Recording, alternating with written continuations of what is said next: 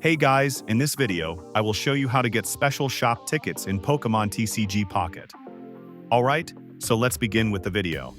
First open up the app itself, and here we will just go into the shop. Once we click on the shop, it's going to load up all of the items, the daily gifts. So what you want to do is scroll down.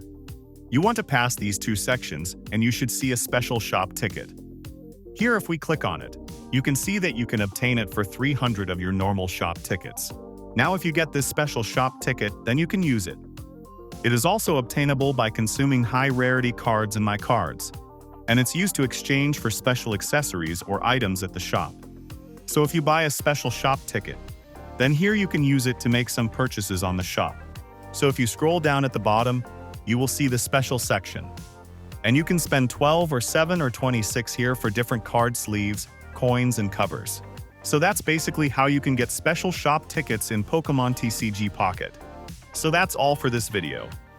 Consider subscribing if you find it helpful. And I'll catch you in the next one. Thanks.